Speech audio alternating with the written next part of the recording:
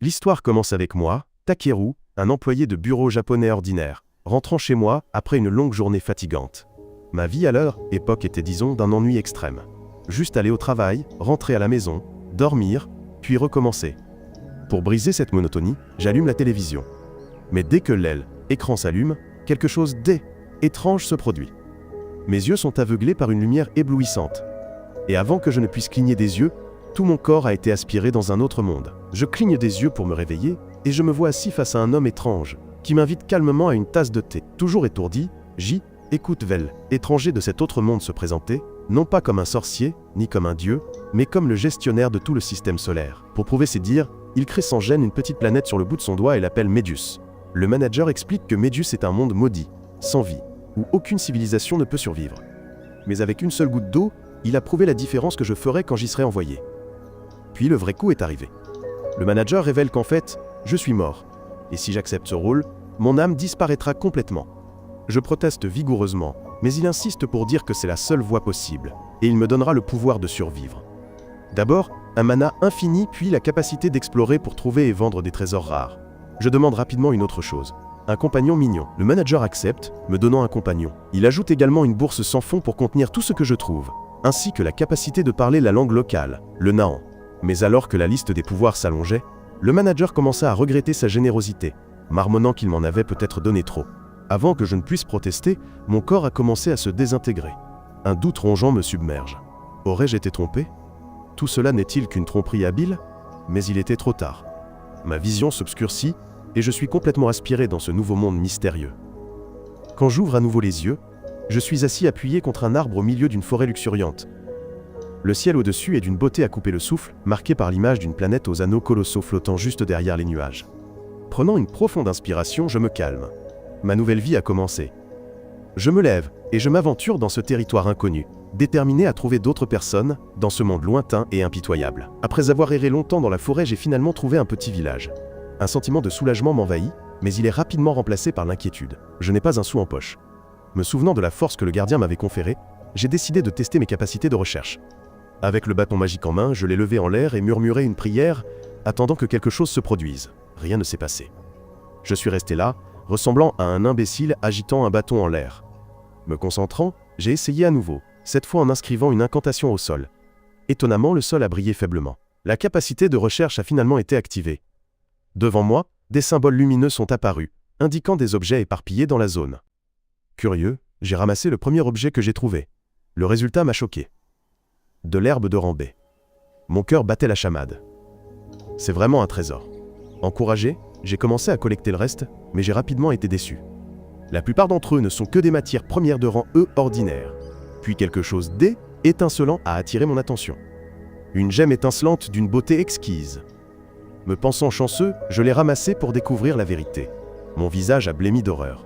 Ce n'est pas une gemme du tout, c'est de la matière fécale d'une créature.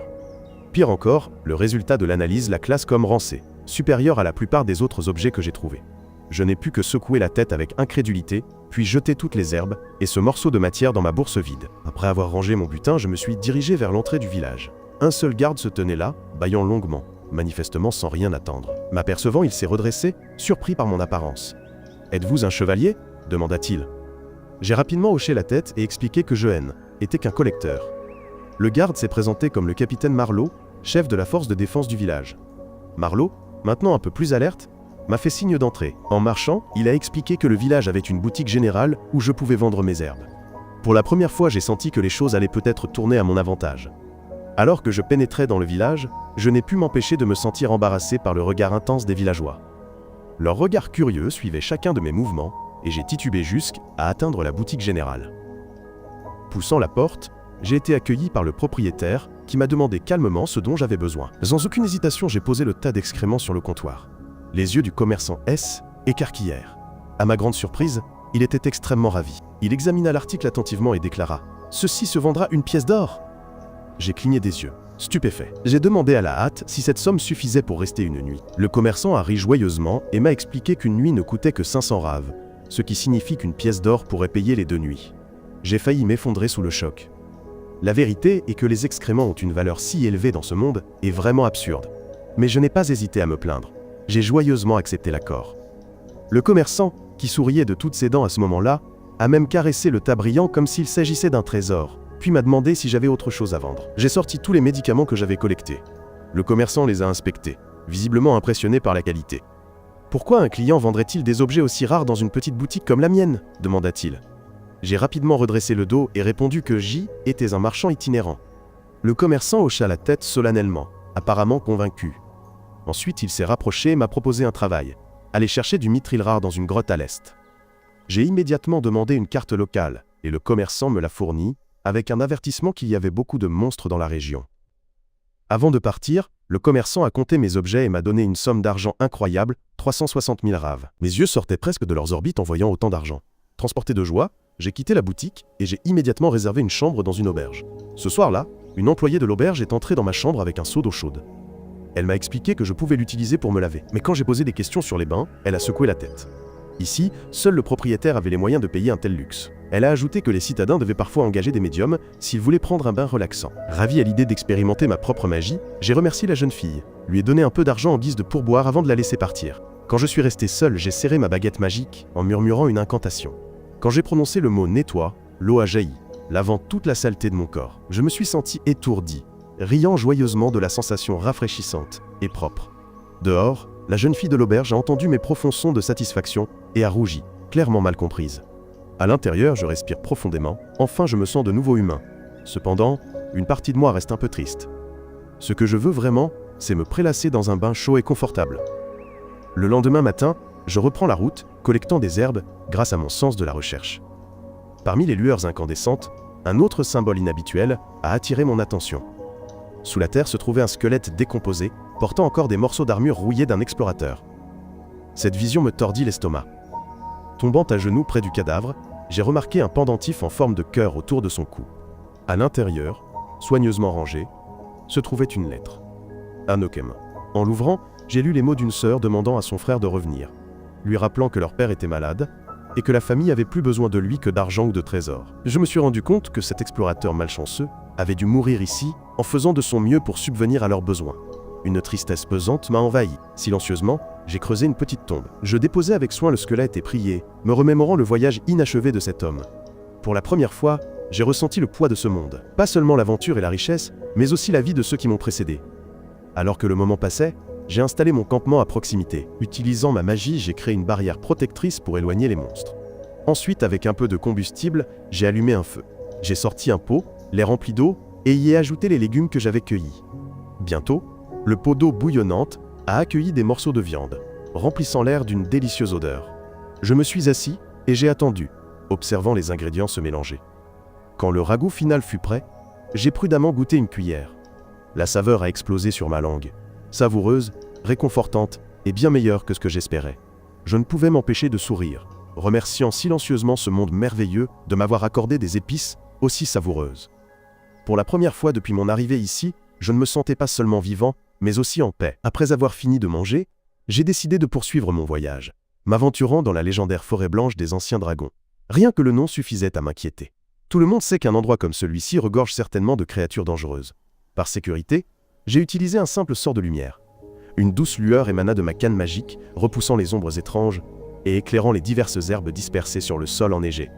La déception me gagna lorsque je réalisai qu'il n'y avait aucun signe de minerai, seulement plus d'herbes. Je remercie donc ma chance de ne voir aucune créature apparaître. Tandis que je cueillais des herbes, je me suis soudain mise à rire toute seule, pensant que ce N était peut-être pas de la chance. Peut-être que mon épouvantable odeur corporelle faisait fuir les créatures. Encouragé par cette pensée, je me suis mise à courir joyeusement à travers les rangées d'arbres. Devant moi, j'ai aperçu une faible lueur au bout d'un sentier sinueux dans la forêt. Impatiente de fuir le silence suffocant, je me suis précipité vers elle. Mais dès que je suis sorti des rangées d'arbres, le sol sous mes pieds a disparu. Je suis tombé tout droit dans un gouffre immense. La panique s'est emparée de moi. Dans mon désespoir, j'ai murmuré toutes les incantations dont je pouvais me souvenir, oubliant même le dictionnaire dans ma tête. Finalement, une formule a fonctionné. Une lumière aveuglante m'a enveloppé, suspendant mon corps dans un léger mouvement qui a ralenti ma chute. J'ai flotté doucement vers le bas jusqu'à ce que mes pieds touchent le sol. Haletante mais vivante, je me suis agenouillé avec soulagement. Quand j'ai levé la tête, j'ai failli suffoquer. Des symboles scintillants recouvraient les murs de la grotte. Indice de gisement de minerai. Mon cœur battait la chamade d'excitation. J'ai sorti ma houe et j'ai commencé à travailler. Le premier coup a révélé du minerai d'argent. Une découverte pas mal. Même si ce N n'était pas le mithril que j'espérais. Déterminé, j'ai réutilisé l'incantation qui me cherchait. Les signes lumineux se sont déplacés, me guidant vers quelque chose de plus profondément enfoui. Mais avant que je puisse me réjouir, le sol sous mes pieds a tremblé. Les murs ont vibré d'un grondement sourd qui m'a fait frissonner. Je savais que quelque chose se levait, et j'ai serré les dents. J'ai décidé de tenter ma chance. J'ai lancé une boule de feu sur le mur de roche, l'ai fait voler en éclats et révélé un gisement de minerai de fer. Lorsque l'incantation a brisé la roche, elle a révélé quelques morceaux de mithril scintillant enfouis en profondeur. J'ai regardé fixement les petits morceaux avec déception. « C'est tout ?» et je murmurai, les ramassant. Déterminé à en trouver plus, j'ai continué à avancer, malgré les secousses qui continuaient de se propager dans la grotte. Mon chemin m'a mené plus profondément dans les entrailles de la terre jusqu'à ce que la lumière de mon incantation se reflète sur quelque chose d'eau, à couper le souffle. Un vaste lac d'eau immaculée étendait au fond de la grotte. Je me suis précipité, balayant l'eau avec enthousiasme. Le résultat m'a presque fait perdre connaissance. De l'eau de niveau élémentaire SS. Ma tête tournait à la pensée de sa valeur, puis la description est apparue. Ce N n'était pas de l'eau ordinaire. C était une source sacrée dans le nid d'un ancien dragon. Avant que je ne puisse traiter l'information, une voix profonde a résonné dans toute la grotte. Qui ose profaner nos terres ? Je me figuais, puis je haussai les épaules. Au lieu de répondre, je marmonnais sur la façon d'embouteiller cette eau et de la vendre. Le lac a explosé. Un dragon gigantesque a surgi, sa queue scintillant, alors qu'il me regardait d'un air menaçant. Avec du feu dans les yeux, il rugit. « Laisse-moi tranquille, vermine !» J'ai levé les yeux vers la créature, et à ma grande surprise, J était étonnamment calme face à la mort imminente. J'ai légèrement incliné la tête, et j'ai présenté mes excuses pour être entré dans son repère. Le dragon plissa les yeux, m'examinant attentivement. Son regard s'est arrêté, une pointe d'incrédulité face à mon calme. « Tu n'es pas un mortel ordinaire, » gronda-t-il. « Dis-moi ton nom. »« Takeru, » répondis-je simplement. « Je suis un humain. » Le dragon recula, surpris. La quantité de mana qui circulait dans ce corps apparemment faible semblait pouvoir rivaliser avec la sienne. « Ton mana a éveillé ma curiosité. » La bête rugit. Confus, j'ai finalement réalisé la vérité. J était devant l'une des créatures les plus anciennes du monde. Le dragon inclina sa tête gigantesque. « Je suis Voldius !» J'ai baissé les yeux et j'ai souri avec nervosité. « Puis-je vous appeler V ?» Un rire grave résonna dans la poitrine de la bête. « Bien sûr !» Puis Voldius a fait une demande incroyable. Avec ma quantité de mana écrasante, je pourrais réveiller les petits dragons non éclos. Voyant ma surprise, Voldius expliqua. Le flux de magie élémentaire dans mes terres s'est arrêté, plongeant mes œufs dans un état de dormance. Pour me remercier, le dragon créa un morceau de mithril pur et brillant et le plaça devant moi. Mes yeux, écarquillèrent à cette vue. « Attendez, dis-je rapidement, puis j'ai demandé où étaient les œufs. Voldius souleva une patte et fit apparaître un œuf noir géant des profondeurs du lac. Il a doucement flotté dans mes mains. En le pressant contre mon oreille, j'ai entendu un battement de cœur faible mais régulier. Un vrai bébé dragon attendait de naître. J'ai demandé « Comment puis-je le réveiller ?» Voldius expliqua « Transfère-lui ton mana, comme quand tu utilises le sort de lumière. » J'ai hoché la tête, serrant le œuf avec précaution. Je me suis concentré, décidant de lui transférer mon énergie sous forme de chaleur. La coquille de l'aile, œuf a commencé à luire faiblement dans mes mains, une douce chaleur se répandant dans mes paumes à mesure que la vie en lui se réveillait. Au moment où j'ai transféré mon mana à l'œuf, tout a mal tourné. Un flux d'air féroce a éclaté, et au lieu de renforcer la coquille de l'œuf, il a commencé à aspirer ma force vitale. Mon énergie disparaissait par cuillerée, me laissant faible et tremblant. Au-dessus de moi, Voldius laissa échapper un rire sinistre, profond, qui fit trembler toute la grotte. Pendant un instant, je réalisai que j'avais été trompé par cette vieille créature décidée. Ma vision s'obscurcit, le monde vacilla jusqu'à ce que j'ai l'impression de mourir. Je sombrais dans l'obscurité, m'enfonçant comme si je étais avalé par l'eau. Dans ce gouffre, une voix grave me réprimanda avec véhémence. « Imbécile, tu aurais dû fuir ce dragon !» Un homme apparut devant moi, enveloppé dans une lumière étrange, ses yeux pleins de jugement. Il déclara qu'il avait veillé sur la planète Médius pendant d'innombrables millénaires. Pourtant, pour une raison quelconque, en seulement 2 jours, j'avais mis ce monde au chaos. Il prévint que mon audace affaiblirait la protection du gardien du système solaire. Puis, comme se souvenant de quelque chose, il esquissa un sourire. « N'as-tu pas eu un compagnon adorable ?» Avant que j'aie pu répondre, mon corps devint soudainement lourd. La voix de l'homme résonna une dernière fois. « Tu mérites d'avoir des ennuis. » L'obscurité me dévora à nouveau. Quand je me réveillai en sursaut, Jave était de retour dans la grotte. Un cri aigu retentit à proximité. Au début, j'ai cru que Kéré était Voldius, qui se moquait de moi avec une voix adorable et fausse. Dans le doute, j'utilisai un sort de lumière. La lumière révéla la vérité. Un bébé dragon minuscule, noir comme la nuit, criait joyeusement avec une énergie surprenante. Il sauta sur mon visage, s'accrocha et se frotta comme pour me saluer. Embarrassé, je le détachai doucement et le posai. Le dragon expliqua que son petit avait un nom de dragon, mais qu'il avait besoin d'un nom commun pour ce monde. Je me grattai la tête, je fis les 100 pas, essayant désespérément de penser à un nom significatif. Mais après un long silence, la meilleure réponse que j'ai pu trouver fut « D'accord, je l'appellerai Bi, diminutif de Black ». La créature poussa un cri de joie, semblant totalement satisfaite. Pendant ce temps, je ne pus que soupirer, réalisant que cette étrange relation ne faisait que commencer. Ravie de son nouveau nom, la créature, maintenant Bi, montra sa gratitude de la seule manière qu'elle connaissait. Il sauta à nouveau sur moi et me lécha le visage avec des coups de langue humides, criant joyeusement. Voldius émit un grognement grave et approbateur. Son nom complet est Black Noy Voldius, il déclara fièrement. Mais tu as fait un excellent choix, humain. Bi, lui, va très bien. Ayant dit cela, le noble dragon fit une surprise. Il permit à Bi de me quitter et de voyager dans le monde avec moi. Cette annonce me laissa stupéfait. Je fis un signe de tête, faisant remarquer qu'il serait peut-être préférable que Voldius passe du temps avec son nouveau-né plutôt que de l'envoyer avec un étranger. Mais Voldius ne fit que rire. Je te crois, tu es maintenant plus fort que moi. Un flux d'énergie jaillit de la gueule du dragon, frappant le sac non rempli de mon ventre et lui insufflant une nouvelle force. Puis, d'un dernier signe de tête, Voldius s'enfonça sous la surface scintillante, sa silhouette colossale s'estompant dans les profondeurs. Au revoir. Sa voix résonna avant que le silence ne revienne dans la grotte.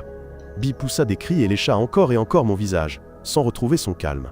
Je me frottais le visage, soupirant devant l'absurdité de tout cela. Mais ensuite, je regardai mon petit compagnon et demandai d'un ton sérieux. « Bi, es-tu prêt à commencer ce voyage de collecte avec moi ?» Le chiot poussa joyeusement des cris, ses yeux pétillants d'enthousiasme. Je lui souris, malgré moi, en lui baisant le petit museau du chiot, principalement pour protéger mon propre nez des aventures à venir.